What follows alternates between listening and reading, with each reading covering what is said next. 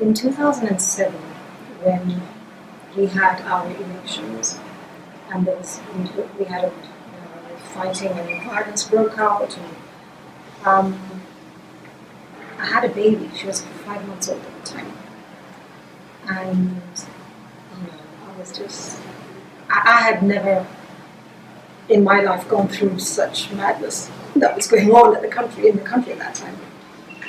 So, and with a little baby and watching all this news coverage, it was just horrible.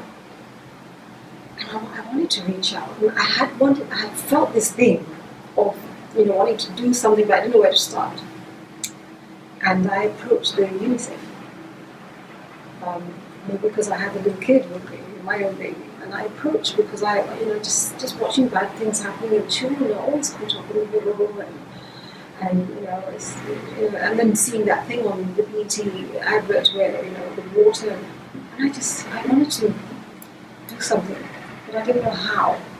And I wished I was super rich, that I could just dish out money, as a way to help. But I reached out to UNICEF, and I wrote to them an email, and I said, I called up and I said, I want to help. Who am I supposed to talk to? How do I go about this? Where do I? So I wrote to them, and they came back and they said, well, there's nothing they felt I could do for them at that time.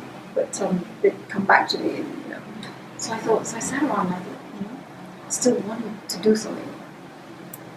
And I think as you grow older and you experience life and you go through stuff yourself and you see what other people are going through, and you just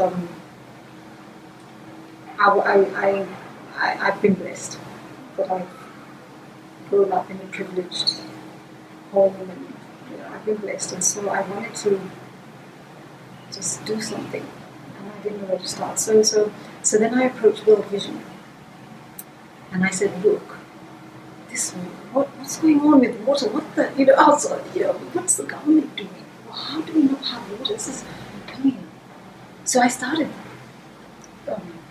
learning about what's happening on the ground, and I feel bad to say that, but I started seeing it from other people's perspective. I just get a glass and we go to the tap over here, and I got water and I drink it. So I wanted to help. So World Vision I sat with them and we talked about water, and I said, look, in the kitchen, water is the main commodity. You're stuck without water in the kitchen. You can't wash your hands, you can't, nothing's going on. How you can't cook, nothing.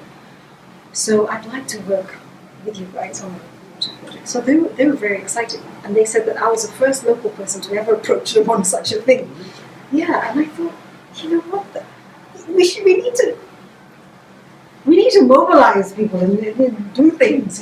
We need to do things. It's really bad when we just sit in our corners and just. Anyway, so I thought, water. We say water is life, but you really don't know what that means until it's taken away from you, and you sit for a few days without it and just see how if you're used to it, it's horrible. I don't even know how that. So World Vision, what I came up with is a festival. There's an annual festival that we do. We started it. It didn't go very well in the beginning, but we're working on it.